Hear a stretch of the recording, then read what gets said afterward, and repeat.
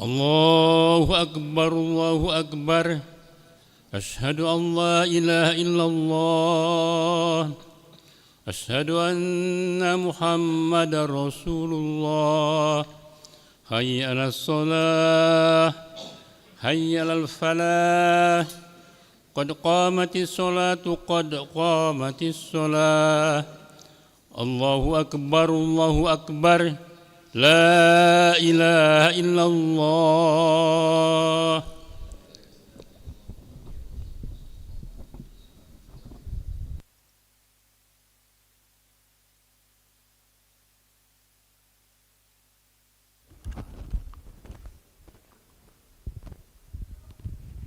لا إله إلا الله محمد رسول الله صلى الله عليه وسلم أقامها الله وأدامها وجعلنا من عبادك الصالحين سووا صفوفكم فإن تسوية الصفوف من تمام الصلاة استووا للصلاة رحمكم الله استووا للصلاة أثابكم الله أعوذ بالله من الشيطان الرجيم بسم الله الرحمن الرحيم الذي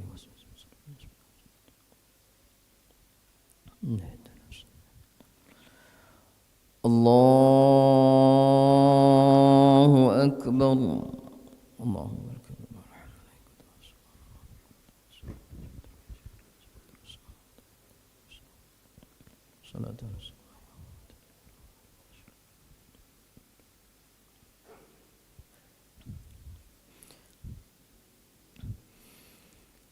بسم الله الرحمن الرحيم الحمد لله رب العالمين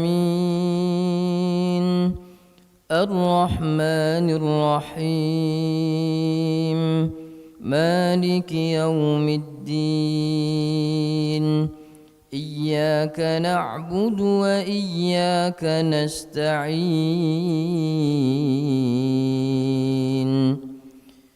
اهدنا الصراط المستقيم صراط الذين أنعمت عليهم غير المغضوب عليهم ولا الضالين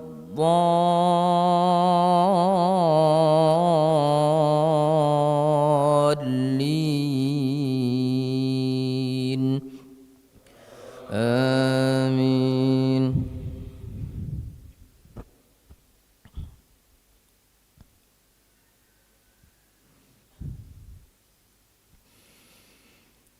بسم الله الرحمن الرحيم والفجر وليال عشر والشفع والوتر والليل إذا يسر هل في ذلك قسم لذي حجر ألم تر كيف فعل ربك بعاد إرم ذات العماد التي لم يخلق مثلها في البلاد وثمود الذين جابوا الصخر بالواد وفرعون ذي الأوتاد الذين طغوا في البلاد فأكثروا فيها الفساد فصب عليهم ربك سوط عذاب إن ربك لبالمرصاد فأما الإنسان إذا ما ابتلاه ربه فأكرمه ونعمه فيقول ربي أكرمن وأما إذا ما ابتلاه فقدر عليه رزقه فيقول ربي أهانن كلا بل لا تكرمون اليتيم ولا تحاضون على طعام المسكين وتأكلون التراث أكلا لما وتحبون المال حبا جما كلا إذا دكت الأرض دكا دكا وجاء ربك والملك صفا صفا وجيء يومئذ بجهنم يومئذ يتذكر الإنسان وأنى له الذكرى يقول يا ليتني قدمت لحياتي فيومئذ لا يعذب عذابه أحد ولا يوثق وثاقه أحد يا أيتها النفس المطمئنة ارجئي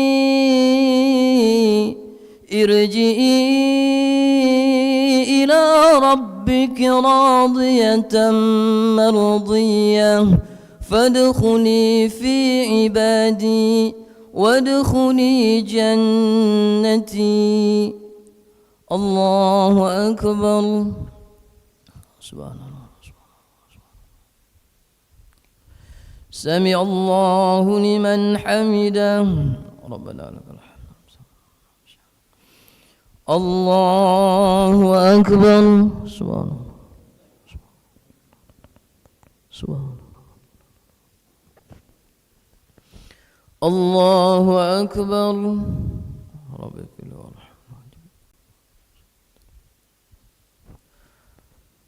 الله أكبر. سبحان الله.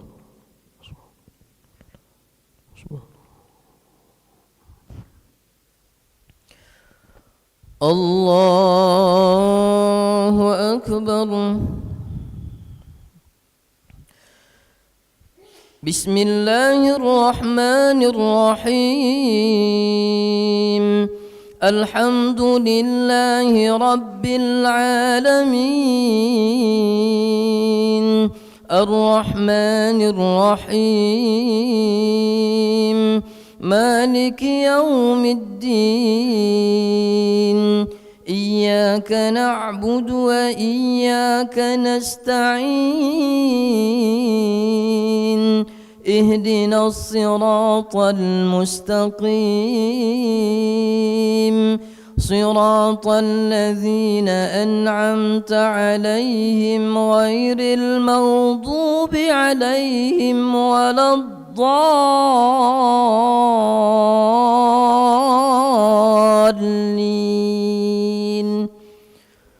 آمين.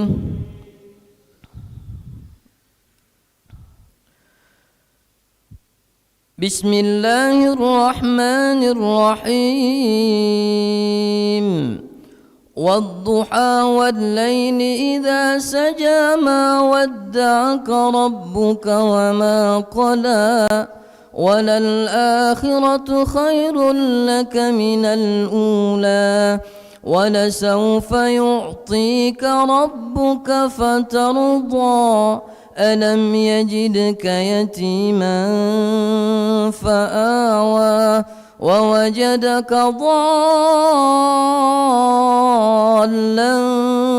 فهدى ووجدك عائلا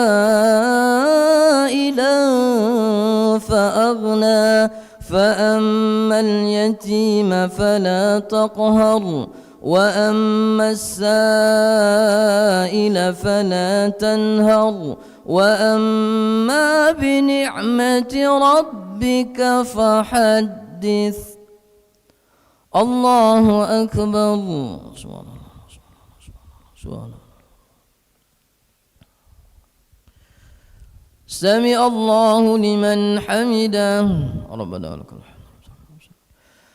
اللهم اهدنا فيمن هديت وعافنا فيمن عافيت وتولنا فيمن توليت وبارك لنا فيما أعطيت وقنا برحمتك شر ما قضيت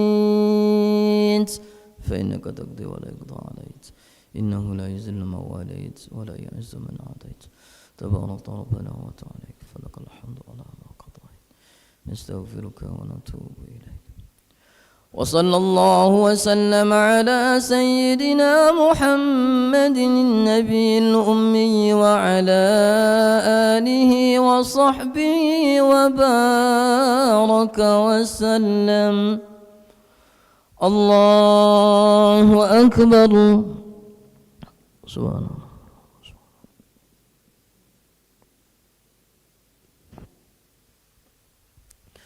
الله أكبر.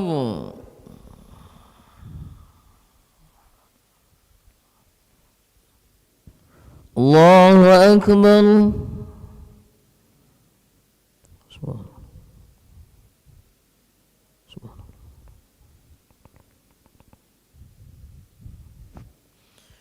الله. الله أكبر. التحيات المباركة الصلاة الطيبة. السلام عليك يا رحمة الله. السلام علينا وعلى أشهد أن لا إله إلا الله. اللهم صل على سيدنا لك الأمر ولا ولا في العالمين إنك حميد مجيد. اللهم إنا نعوذ بك من عذاب القبر وفتنة المحيا وشر فتنة المسيح. السلام عليكم ورحمة الله. السلام عليكم ورحمة الله. استغفر الله. استغفر الله. نستغفر الله العظيم الذي لا إله إلا هو الحي القيوم ونتوب إليه. نستغفر الله العظيم الذي لا إله إلا هو الحي القيوم ونتوب إليه. نستغفر الله العظيم الذي لا إله إلا هو الحي القيوم ونتوب إليه. لا إله إلا الله وحده لا شريك له له الملك وله الحمد يحيي ويميت وهو على كل شيء قدير. لا إله إلا الله وحده لا شريك له له الملك وله الحمد يحيي ويميت وهو على كل شيء قدير. لا إله إلا الله وحده لا شريك له له الملك وله الحمد يحيي ويميت وهو على كل شيء قدير. ولا حول ولا قوة إلا بالله العلي العظيم. لحضرة نبينا محمد صلى الله عليه وسلم وعلى آله وأصحابه وذريته وأهل بيته الكرام. الفاتحة. أعوذ بالله من الشيطان الرجيم. بسم الله الرحمن الرحيم. الحمد لله رب العالمين الرحمن الرحيم مالك يوم الدين. إياك نعبد وإياك نستعين. اهدنا الصراط المستقيم صراط الذين أنعمت عليهم غير المغضوب عليهم ولا الضالين آمين. أعوذ بالله من الشيطان الرجيم. بسم الله الرحمن الرحيم. الحمد لله رب العالمين حمد الشاكرين حمد النائمين حمدا يوافي نعمه ويكافئ مزيدا. يا ربنا لك الحمد كما ينبغي لجلال وجهك الكريم وعظيم سلطانك. سبحانك لا نحصي ثناء عليك كما أثنيت على نفسك فلك الحمد حتى ترضى. اللهم صل وسلم على سيدنا محمد وعلى آل سيدنا محمد. ربنا ظلمنا أنفسنا وإن لم تغفر لنا وترحمنا لنكونن من الخاسرين. اللهم إنا على ذكرك وشكرك وحسن عبادتك. اللهم اغفر لنا ذنوبنا ولوالدينا وارحمهم كما ربونا صغرا، ولجميع المؤمنين والمؤمنات والمسلمين والمسلمات الأحياء منهم والأموات، إنك سميع قريب مجيب الدعوات يا قاضي الحاجات. بارك اللهم لنا في شهر رمضان، بارك اللهم لنا في شهر رمضان، بارك اللهم لنا في شهر رمضان، وارزقنا على القيام والصيام وتلاوة القرآن. اللهم إنا نسألك رضاك والجنة، ونعوذ بك من سخطك والنار. اللهم إنك عفو كريم تحب العفو فاعف عنا يا كريم. ربنا لا تزغ قلوبنا بعد إذ هديتنا وهب لنا من لدنك رحمة إنك أنت الوهاب. ربنا آتنا في الدنيا حسنة وفي الآخرة حسنة وقنا عذاب النار. وصلى الله وسلم على سيدنا محمد النبي الأمي وعلى آله وصحبه أجمعين. سبحان ربك رب العزة عما يصفون، وسلام على المرسلين والحمد لله رب العالمين. تقبل الله منا ومنكم تقبل يا كريم.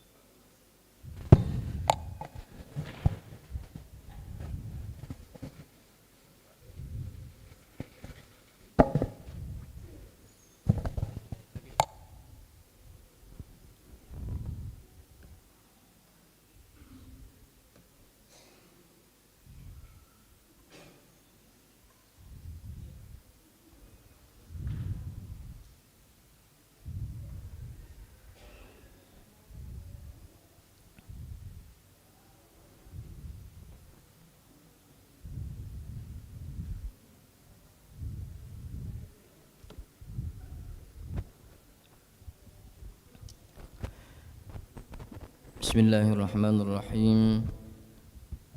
Assalamualaikum warahmatullahi wabarakatuh. Alhamdulillahi rabbil alamin, wa bihi nasta'in ala umurid dunya waddin.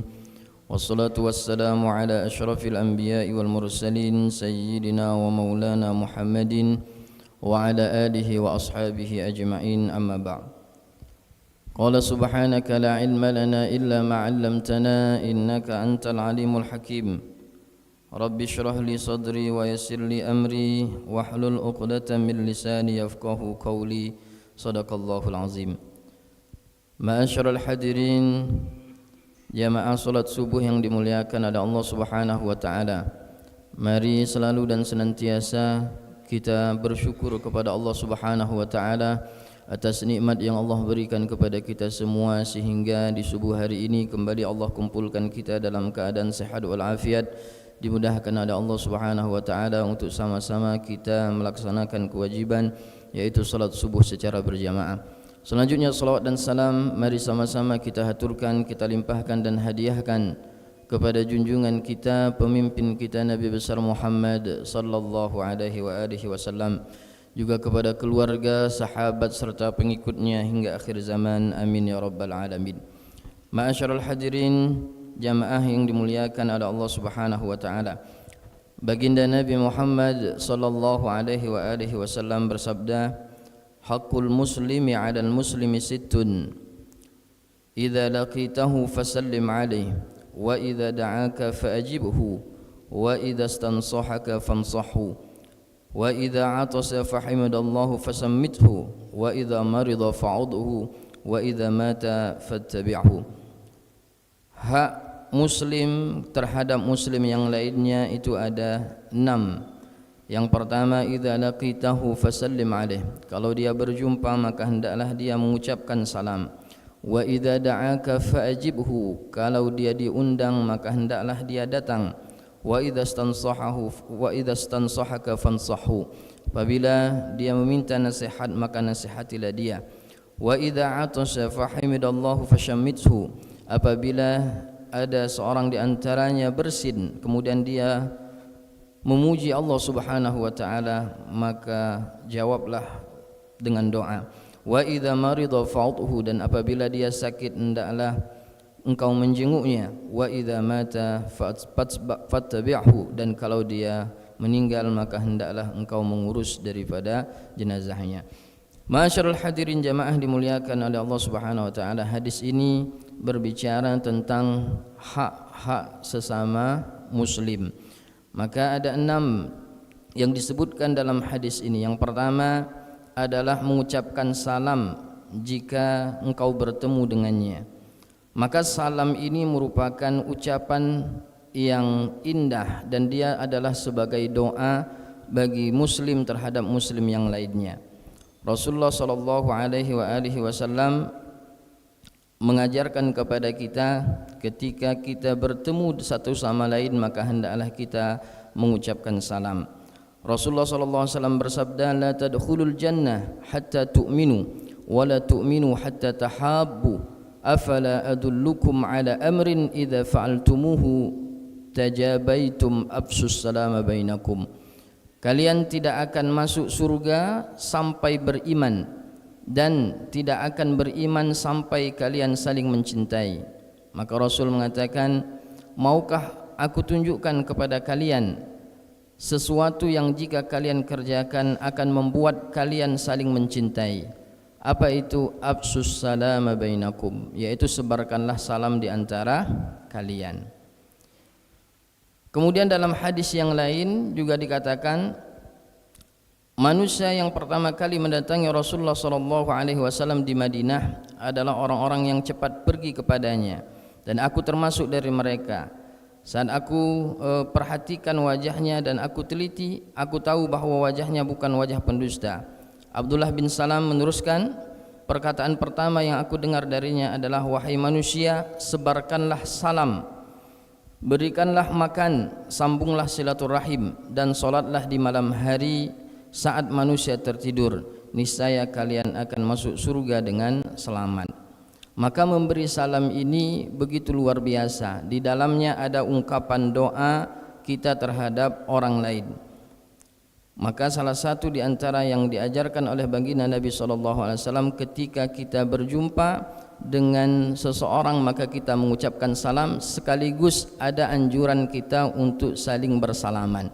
Sebagaimana dalam hadis dikatakan, "Idzal taqa muslimaini", apabila dua orang muslim berjumpa kemudian mereka bersalaman, maka akan gugurlah semua dosa-dosanya hatta yatafarraqa, sampai dia kemudian berpisah darinya.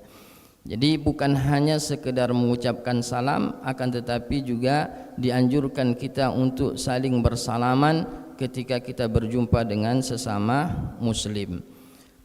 Nah, maka ucapan salam yang lengkap itu adalah Assalamualaikum warahmatullahi wabarakatuh. Ini ungkapan yang lengkap.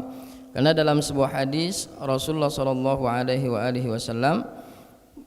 dijelaskan bahwa kalau ada orang yang mengucapkan salam dengan kalimat Assalamualaikum, maka Rasul mengatakan falahu asyarah, maka dia mendapatkan 10 pahala.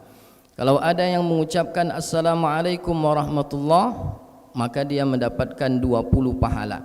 Sedangkan kalau ada yang mengucapkan Assalamualaikum warahmatullahi wabarakatuh, maka dia mendapatkan 30 pahala.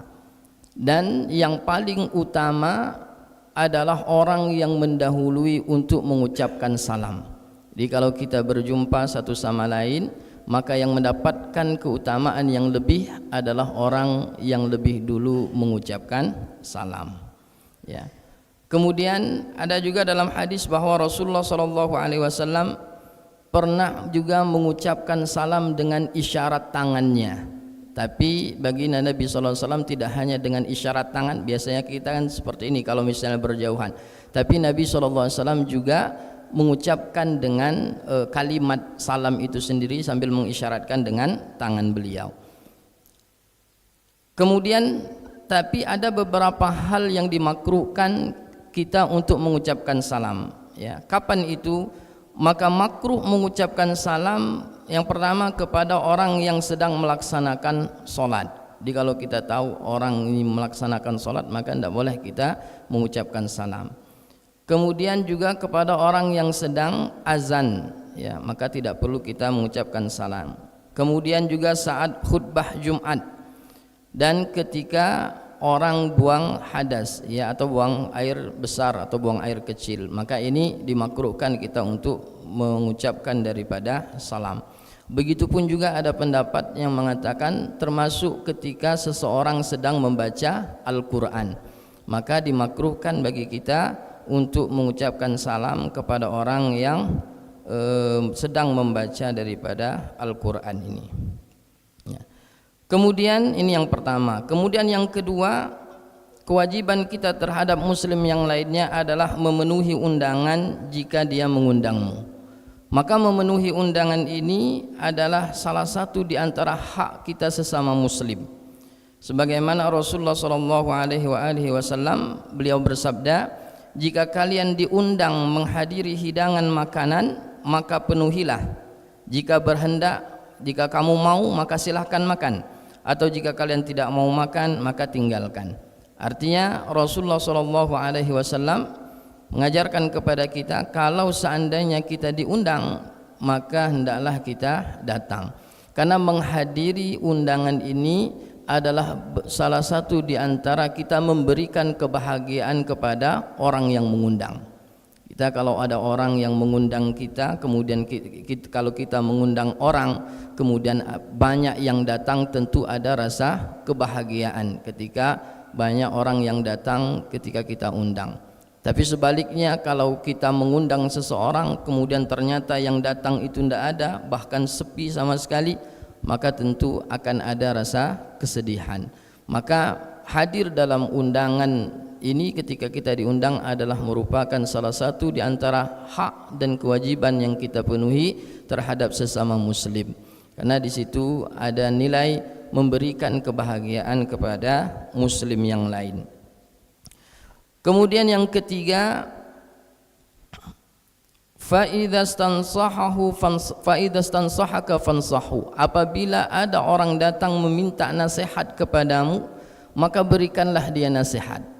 Nah, ini yang mungkin jarang ya ada di zaman sekarang. Kalau di zaman Nabi SAW dulu, para sahabat itu selalu datang kepada baginda Nabi Muhammad SAW untuk meminta nasihat, datang kepada para ulama untuk diberikan nasihat. Ini zaman dulu. Bahkan ketika seseorang itu melakukan kesalahan, para sahabat begitu banyak riwayat yang menjelaskan, ketika mereka melakukan kesalahan, mereka cepat-cepat datang kepada Nabi. Mereka mengakui kesalahan itu. Bahkan tidak sedikit para sahabat yang minta diberikan hukuman kepada baginda Nabi Muhammad SAW ketika mereka melakukan kesalahan. Nah, di zaman sekarang ini sangat-sangat jarang seseorang yang kemudian datang kemudian meminta nasihat. Ya, jarang sekali orang kemudian datang kepada para ulama minta nasihat, atau ketika melakukan kesalahan mengadu dan lain sebagainya. Karena terkadang justru orang lari dari nasihat. Begitu banyak orang-orang yang misalnya lewat di depan orang yang biasa menasihati, dia menghindar. Oh, tidak usah lewat dari depan itu, ngapo age dia nasihati pula malak dengar nasihatnya. Nah, Kadang-kadang kita justru menghindar dan lari dari nasihat. Padahal dikatakan dalam hadis ad-dinun nasihah, agama itu adalah nasihat. Kita butuh nasihat, kita butuh diingatkan, karena kita sebagai manusia yang seringkali lupa. Maka salah satu di antara kewajiban kita sesama muslim, fa idzastansahaka fansahu, apabila kalian dimintakan nasihat maka nasihatilah. Tapi tentu menasihati ini juga dengan cara yang baik, ya. Jangan kemudian menasihati seseorang ya di depan orang banyak. Maka hendaklah misalnya ada sesuatu yang salah, sesuatu yang keliru, maka adabnya adalah kita menasihati itu tidak di depan orang banyak, sehingga tidak membuat orang ini malu, ya. Kemudian yang keempat, fa idza atasa fahamidallahu fasammithu.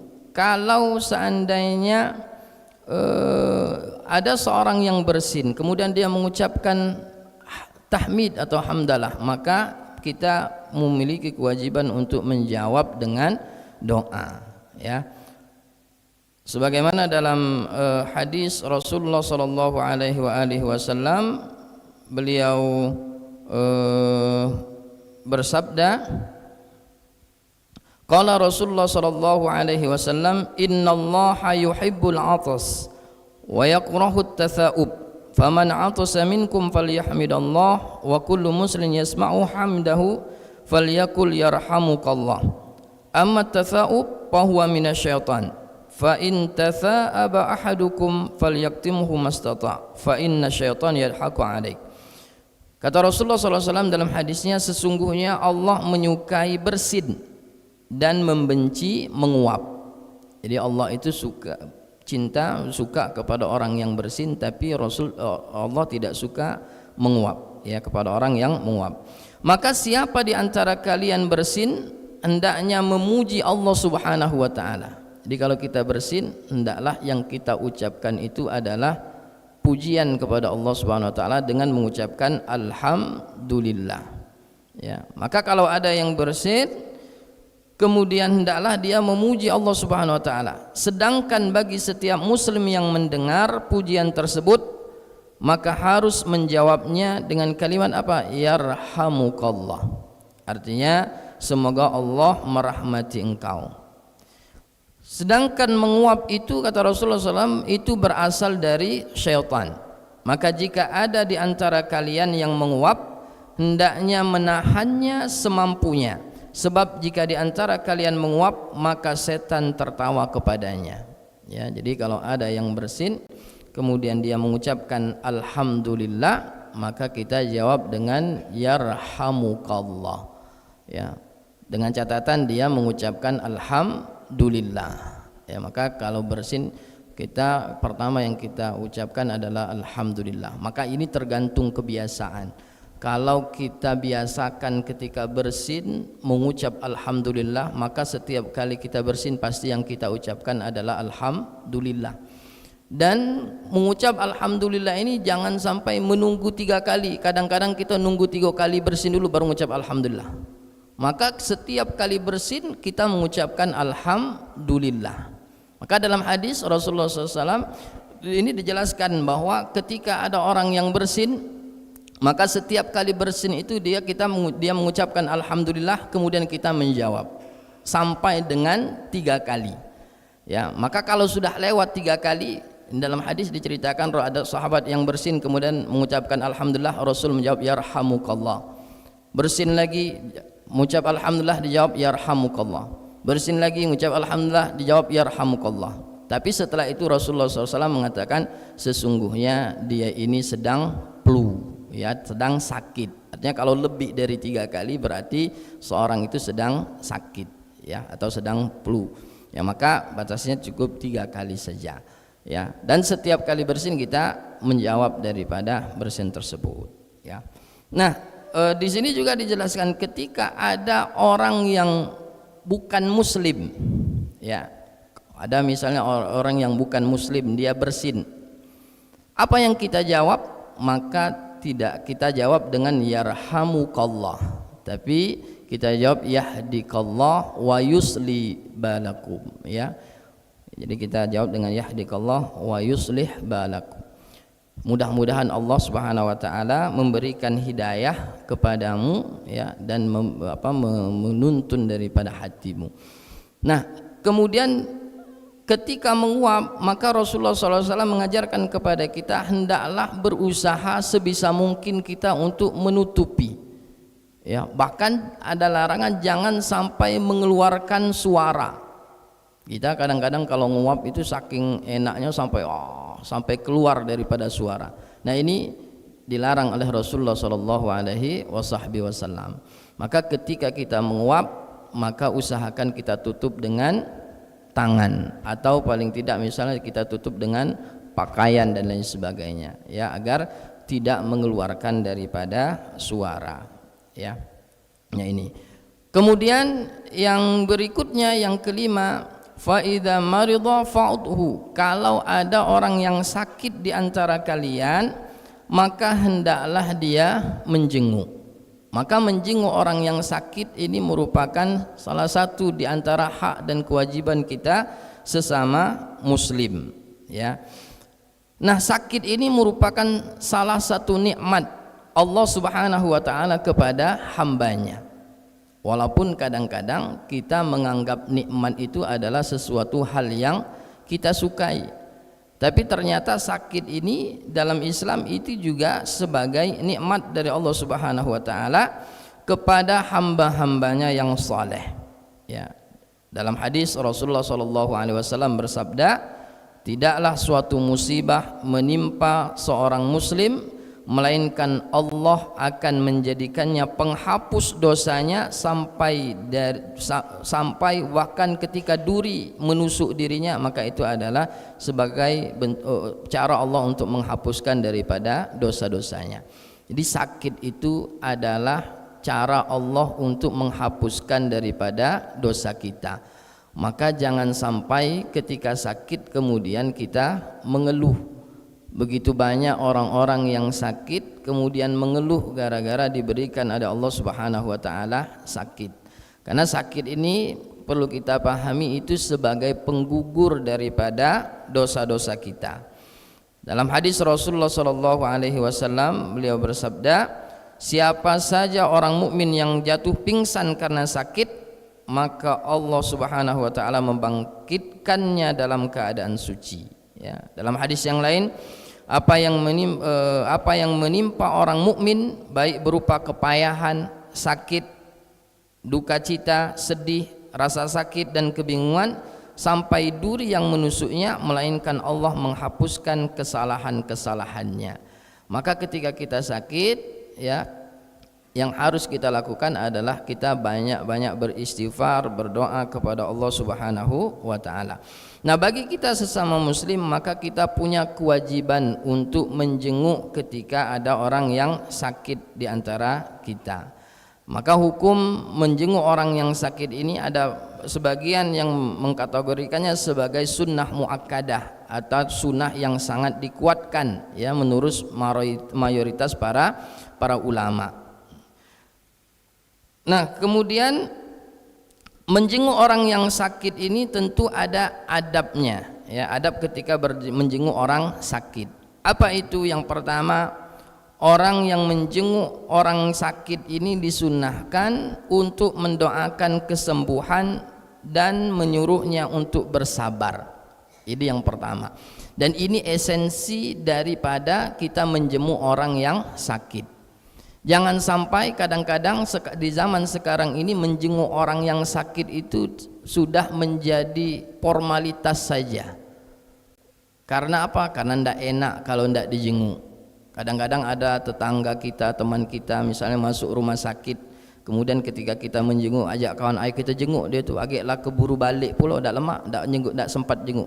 Kadang-kadang terucap kalimat seperti itu, ya, seolah-olah hanya karena tidak enak kalau kita tidak menjenguk daripada orang yang sakit itu. Padahal tujuan utama daripada kita menjenguk orang yang sakit ini adalah untuk mendoakan dan menyuruh orang yang sakit itu untuk bersabar atas ujian yang diberikan oleh Allah Subhanahu wa taala. Ya, jadi yang pertama ketika kita menjenguk orang yang sakit itu hendaklah kita mendoakan kesembuhan bagi orang yang sakit dan menyuruhnya untuk bersabar. Ya, karena ini adalah ujian dari Allah Subhanahu wa taala. Kemudian disunahkan bagi orang yang menjenguk orang yang sakit ini mengatakan kepada orang yang sakit ini jangan khawatir ya, atau la ba'sa tuhurun insyaallah. Ini disunahkan ya untuk menguatkan ya orang yang sakit ini bahwa sakitnya itu adalah sebagai pensuci daripada dosa-dosanya, sehingga dia orang yang sakit ini kemudian menjadi tenang karena dia akan mendapatkan pahala dari Allah Subhanahu wa taala. Kemudian yang ketiga, disunahkan bagi orang yang menjenguk untuk meletakkan tangan di atas tempat sakit sambil mengucapkan basmalah dan mendoakan orang yang sakit ya, sebagaimana di dalam hadis Rasulullah SAW. Apabila Rasulullah SAW menjenguk orang yang sakit, beliau meletakkan tangannya di tempat yang sakit sambil mengucapkan bismillah. Jadi kalau ada orang yang sakit, misalnya dia sakit kepala, pusing, maka kita datang kemudian meletakkan tangan kita di tempat yang sakit, kemudian kita membaca bismillah. Kemudian yang keempat, disunahkan bagi orang yang menjenguk untuk menghibur diri orang yang sakit dengan memberinya harapan untuk sembuh ya. Jadi jangan ketika kita menjenguk orang yang sakit kemudian kita terlalu jujur ya. Misalnya orang ini tidak tahu sakit ini keadaannya, kemudian dia bertanya bagaimana sakit saya ini, oh kata dokter kau ini parah. Nah ini jangan ya, bisa mungkin kita tutupi. Apalagi kalau kita ngomong ada kawan kami, tetangga kami sakit macam inilah, tidak lama. Nah ini nanti akan menyebabkan orang ini kemudian dia ada rasa khawatir.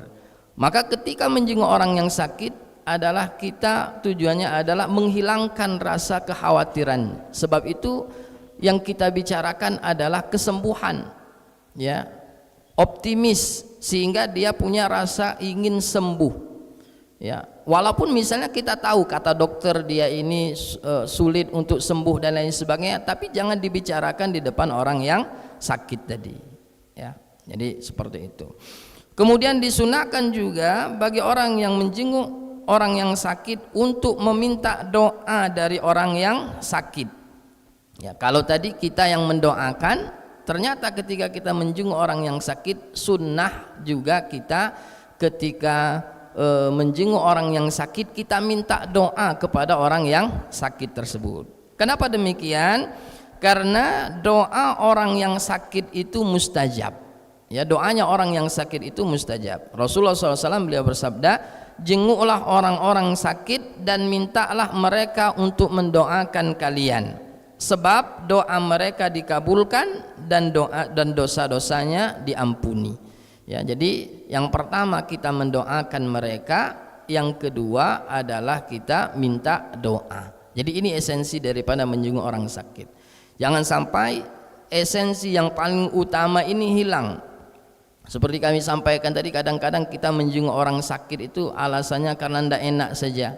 Akhirnya ketika sampai di situ yang kita lakukan apa? Kadang-kadang tidak ada kita mendoakan orang yang sakit. Justru kita ngobrol dengan entah keluarganya dan lain sebagainya, tertawa-tawa di depan orang yang sedang sakit dan lain sebagainya, sambil makan pula.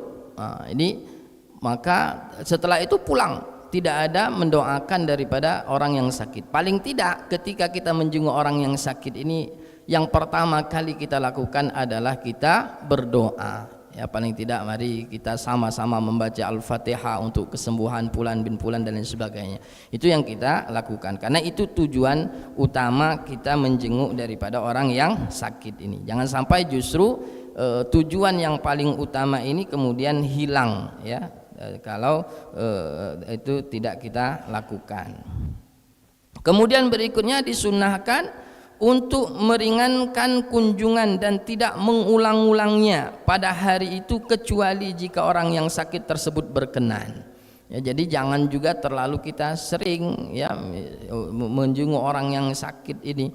Ya, jadi misalnya sehari sampai 4 kali atau 5 kali, kecuali orang yang sakit ini dia berkenan, dia senang ketika dijenguk dan lain sebagainya, karena khawatir nanti dengan kita menjenguknya terlalu sering kita juga akan mengganggu daripada orang yang sakit ini.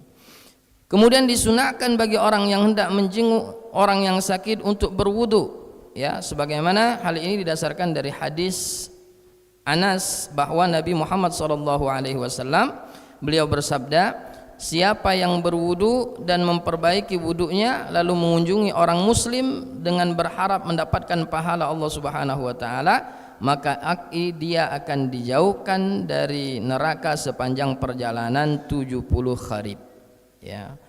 Kemudian sahabat bertanya, ya wahai Abu Hamzah, apa kharib itu? Maka Abu Hamzah menjawab 1 tahun, berarti 70 kharib berarti 70 tahun, ya. Maka disunahkan ketika kita menjenguk orang yang sakit, kita hendaklah berwudu terlebih dahulu. Kemudian berikutnya disunahkan bagi orang yang menjenguk orang sakit untuk mencari keberkahan, ya, mencari keberkahan, ya, agar berwudu dan menguncurkan air wudunya kepada orang itu, ya. Ini juga disunahkan. Kemudian disunahkan menjenguk orang sakit dengan berjalan kaki, ya, sebagaimana dalam hadis Jabir dikatakan Nabi Muhammad SAW, Jabir mengatakan Nabi Muhammad SAW menjenguk aku ketika aku sakit tanpa mengendarai bighal dan kuda beliau, ya. Jadi sebagusnya, ya, kalau rumahnya misalnya dekat, ya, tapi kalau jauh ya tidak apa-apa. Ini sunnahnya mengikut apa yang dilakukan oleh Rasulullah sallallahu alaihi wasallam. Kemudian dan disunahkan bagi orang yang mengunjungi orang sakit kalau bisa untuk tidak mencicipi makanan atau minuman, ya. Hal ini berdasarkan hadis dari Abu Umamah bahwa Nabi Muhammad sallallahu alaihi wasallam bersabda, jika di antara kalian mengunjungi orang sakit, hendaknya dia tidak makan di sisinya, karena hal itu merupakan bagiannya dari menjenguk, ya. Jadi jangan sampai kita makan misalnya di depan atau di samping orang yang sakit. Kenapa? Karena orang yang sakit itu kan Allah ambil selera makannya, ya. Dia tidak selera makan, sementara kita makan misalnya di depan orang yang sakit ini, maka sebagusnya kita tidak makan, ya, di depan orang yang sakit. Ini diantara adab-adab daripada menjenguk orang yang sakit, ya. Kemudian yang keenam, kewajiban atau hak-hak kita sesama muslim adalah apabila ada yang meninggal, maka hendaklah kita mengurus daripada jenazahnya. Dan ini merupakan kewajiban sesama muslim dan hukumnya adalah fardu kifayah. Apa itu fardu kifayah? Fardu kifayah ini adalah kewajiban yang kalau itu sudah dilakukan 1 orang saja, maka yang lain sudah terbebas dari kewajiban tersebut. Tapi kalau misalnya tidak ada 1 orang pun yang melakukan, maka semuanya akan mendapatkan daripada dosa. Contoh, kalau ada seorang yang meninggal dunia, ternyata yang mengurusnya itu hanya 2 orang saja, mulai dari memandikan, mengkafani, menyolatkan sampai menguburkan misalnya, hanya 2 orang saja, maka yang ada di kampung itu dia terlepas kewajibannya. Tapi kalau seandainya tidak ada yang sama sekali yang mengurus jenazahnya, maka semua orang yang di kampung itu atau yang mengetahui itu dia mendapatkan dosa, ya, karena hukumnya adalah fardu kifayah, dan itu harus kita lakukan karena itu adalah kewajiban kita sesama muslim, ya. Nah, sebelum seseorang ini meninggal, maka ada beberapa hal yang harus kita lakukan. Di antaranya ketika orang ini sudah sakit parah, kita membaringkan posisi orang yang sakit ini di posisi berbaring ke sebelah kanan dan menghadap ke arah kiblat, ya, sehingga kalau dia ingin salat dan lain sebagainya itu sudah menghadap ke arah kiblat, dan arah kiblat itu adalah asyraful wajh, dia sebaik-baik arah, ya. Kemudian setelah itu ayyulaqqina bidunil ilhah, mentalkinkan orang yang sedang sakaratul maut, ya. Mentalkinnya dengan kalimat apa? Dengan kalimat la ilaha illallah. Jadi ditalkin, ya, diulangi di telinganya. dengan harapan supaya ketika dia wafat dia bisa mengucapkan kalimat la ilaha illallah. Karena seketika orang yang sakaratul maut itu sedang dalam batinnya sedang berperang, ya, setan tidak menginginkan orang ini mati dalam keadaan beriman, ya. Maka sebab itu orang yang sedang sakaratul maut hendaklah kita tuntun, ya, dengan mengucapkan kalimat la ilaha illallah. Ya, jangan sampai mentalkin ini, kadang-kadang ada orang mentalkin ini dia tidak menyebutkan. Jadi talkin itu memang kita sebutkan la ilaha illallah. Tapi juga jangan terus-menerus la ilaha illallah, la ilaha illallah. Biarkan, berikan kesempatan kepada orang yang sakit ini untuk dia mengucapkan sendiri. Tapi kalau dia tidak bisa mengucapkan sendiri, maka kalau dia bisa mengucapkan sendiri, biarkan dia ucapkan sendiri. Tapi kalau misalnya dia diam, baru kemudian kita talkin lagi, ya. Dan jangan juga nanti ada kadang-kadang orang mentalkin itu dengan mengatakan ngucap, nyebut. Nah, ini bukan talkin namanya. Karena orang yang sedang sakaratul maut dia pikirannya itu tidak seperti kita sehat. Maka kita harus mentalkin itu dengan menirukan bacaan tersebut, ya. Nah, baru setelah itu setelah ditalkin, bagi orang yang sedang sakaratul maut disunahkan untuk dibacakan surah Yasin, ya, dibacakan surah Yasin. Nah, setelah dia wafat, maka hal yang dilakukan adalah pertama adalah taghmidu ainai. Kalau matanya misalnya terbuka, maka hendaklah kita tutupkan matanya. Karena biasanya orang yang meninggal itu mata dan mulutnya ini seringkali terbuka, ya. Mata dan mulutnya ini seringkali terbuka. Ini mohon maaf, kadang-kadang ada di beberapa tempat ini ada mitosnya. Oh, dia itu matinya matanya itu jelit. Wah, ngantu dia itu. Nah, ini enggak. Itu mitos saja. Ya, enggak ada. Kenapa? Itu saking dahsyatnya daripada sakaratul maut. Maka ketika matanya ini terbuka, maka hendaklah kita tutupkan. Begitupun juga dengan mulutnya. Ya, maka mulut ini supaya apa? Supaya tidak mengeluarkan bau yang tidak sedap, ya. Karena kalau lama tidak ditutup nanti mulut ini akan menjadi kaku. Nah, kalau dia tidak bisa ditutup, baru kemudian dia diikat dengan kain, ya, diikat dengan kain. Kalau misalnya sudah ditutup ternyata dia tidak tertutup juga, baru ini dengan kain, ya. Baru setelah itu dilepaskan bajunya, kemudian tadlik, ya, regangkan otot-ototnya, ya. Baru setelah itu kewajiban kita adalah dimandikan, kemudian dia dikafani, kemudian disolatkan dan dikuburkan.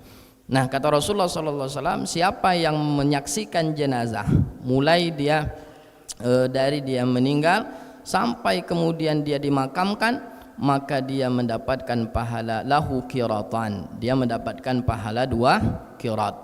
Sahabat bertanya, wa mal qirat ya Rasulullah, apa qirat itu ya Rasulullah? Maka Rasul menjawab, mithlul jabalain, ya, seperti 2 gunung yang besar. Jadi nilai pahalanya itu begitu luar biasa.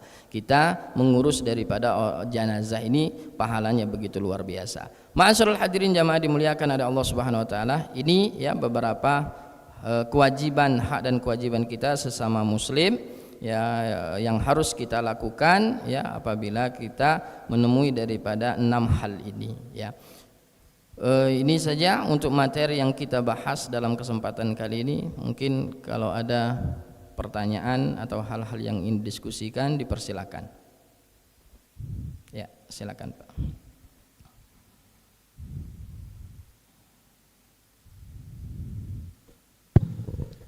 Bismillahirrahmanirrahim. Assalamualaikum warahmatullahi wabarakatuh. Waalaikumsalam warahmatullahi wabarakatuh. Terima kasih Ustadz, dan mohon maaf sebelumnya. Nah, ini pertanyaan saya begini Ustadz. Tadi kan kita mengunjungi orang sakit atau berdoa. Nah, ini misalnya pas kita lihat orang sakit itu tidak ada lagi tanda-tanda untuk bisa sehat atau bisa hidup lagi. Ya. Nah, apakah boleh atau ada anjuran kita berdoa agar cepat dipanggil oleh Allah? Nah, itu saja Ustaz. Terima kasih. Assalamualaikum warahmatullahi wabarakatuh. Ya. Baik. Ketika misalnya kita melihat orang ini sepertinya dalam tanda kutip ya, tidak ada lagi harapan sembuh. Tapi ini kan menurut kita, ya, menurut kita. Tapi kalau Allah Subhanahu wa taala ingin memberikan kesembuhan, maka itu tidak ada hal yang sulit bagi Allah Subhanahu wa taala. Maka boleh enggak kita mendoakan misalnya supaya dia mohon maaf misalnya cepat dipanggil oleh Allah Subhanahu wa taala? Maka kita jangan mendoakan seperti itu, ya. Ini biasanya ada kebiasaan kita, misalnya kita berdoa, ya Allah kalau misalnya ini cepatkanlah, misalnya kalau dia sembuh sembuhkanlah dan lain sebagainya. Bahkan dalam kitab Al-Adhkar itu ada larangan bagi kita untuk meminta mati, ya.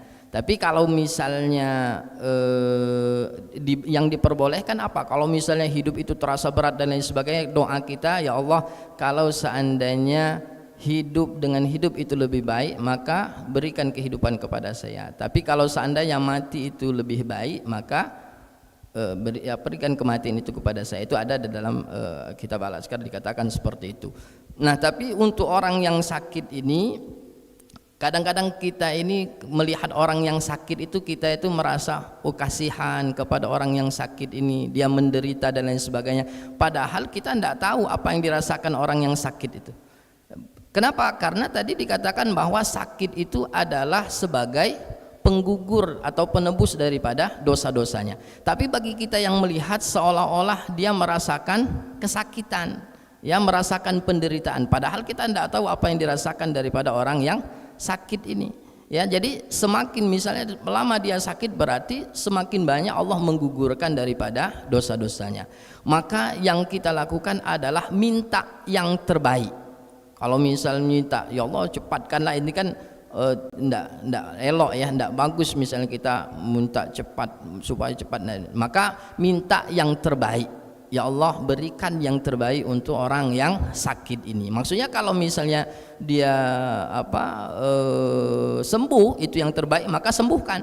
Tapi kalau misalnya Allah belum menyembuhkan, maka ya sudah, berarti itu yang terbaik untuk orang yang sakit ini.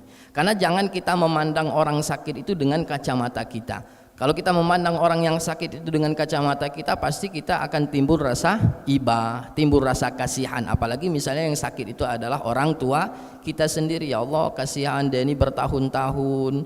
Siapa tahu Allah ingin menggugurkan setiap dosa-dosanya, mensucikan dia sebelum dia wafat. Jadi kita harus tetap positif, ya, positive thinking, bahwa dengan sakitnya ini Allah Subhanahu wa taala menginginkan agar dosa-dosanya itu dibersihkan. Maka kita minta kepada Allah, minta yang terbaik untuk orang yang sakit ini. Kalau yang terbaik adalah sembuh, maka kita minta kesembuhan. Tapi kalau yang terbaik misalnya dia dipanggil oleh Allah Subhanahu wa taala, maka kita ikhlas dan ridha. Jadi seperti itu. Jadi jangan kita berdoa supaya misalnya cepat, dan ini tidak seperti itu. Jadi kita tetap minta yang terbaik menurut Allah Subhanahu wa taala. Karena Allah yang tahu mana yang terbaik untuk hambanya. Kurang lebih seperti itu, Pak. Wallahu a'lam bishawab. Silakan, masih ada?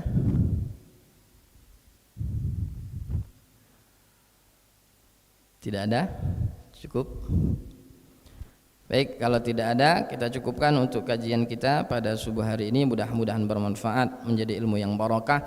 Mari sama-sama kita tutup majelis kita dengan membaca doa. A'udzubillahi minasyaitonirrajim. Bismillahirrahmanirrahim. Alhamdulillahirabbil alamin, wassalatu wassalamu ala asyrafil anbiya'i wal mursalin sayyidina wa maulana Muhammadin wa ala alihi wa ashabihi ajma'in. Allahumma anfa'na bima 'allamtana, Allahumma dzakirna bima nasina wa 'allimna ma yanfa'una. Allahumma inna na'udzubika min علم لا ينفع ومن قلب لا يخشى ومن نفس لا تشبع ومن دعوة لا يستجاب لها. ربنا آتنا في الدنيا حسنة وفي الآخرة حسنة وقنا عذاب النار. وصلى الله وسلم على سيدنا محمد النبي الأمي وعلى آله وصحبه أجمعين والحمد لله رب العالمين. بالله نستعين والسلام عليكم ورحمة الله وبركاته.